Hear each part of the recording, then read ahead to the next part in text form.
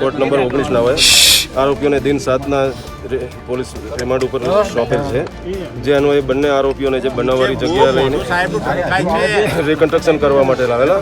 આ કામે સૌથી પહેલાં તો આરોપીઓ જે જણાવે છે કે તેઓના મોબાઈલ રાત્રે અહીંયા જે સળગી ગયેલ છે, તો સૌથી પહેલાં તો એ મોબાઈલ શોધવાની કામગીરી કરવાની છે.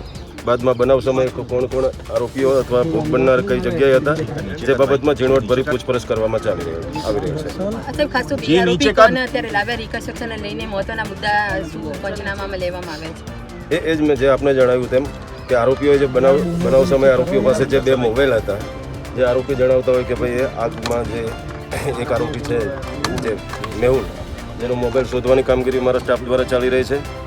તેમજ આ બનાવ સમયે જે ભોગ બનનાર જે કુલ 9 ભોગ બનનાર હતા, આજે એમાં એક વધારે જે 10મા જણનું પણ એક દુઃખદ અવસાન થયેલ છે.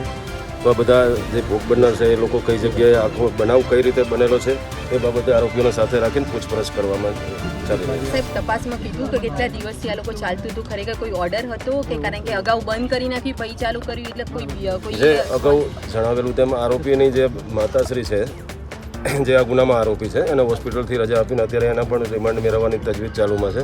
અગાઉ આ લોકોનું જ્યારે 2014માં લાયસન્સ રદ થઈ ગયું, જે તે સમયે એક વ્યક્તિ આમાં કે છૂટી થયેલી, જે તે સમયે ગુનો દાખલ થયેલ અને એમના વિરુદ્ધમાં નિયમ અનુસાર કાર્યવાહી થયેલ. ત્યારબાદ આ લોકોએ 2020માં બીજી વાર એના દીકરાના નામે અલગ જગ્યાએથી લાયસન્સ મેળવેલું હતું. જે સમયે લાયસન્સ મેળવવા માટે તેઓએ નિયમ અનુસાર કાર્યવાહી કરેલી હતી. અને છેલ્લા આરોપીઓની પૂછપરછ દરમિયાન છેલ્લા 15 થી 20 દિવસથી આ લોકોએ જે આગામી તહેવારો આવી રહેલ છે, ગણેશ વિસર્જનને જે બધા દશેરા નવરાત્રિ, એના અનુસંધાને આ લોકો આ જે એક્સપ્લોઝિવનું જે બનાવવાનું કામ ચાલે છે. બંનેના અલગ અલગ યુનિટ છે એવું પણ સામે આવ્યું છે. યુનિટ છે કોનું?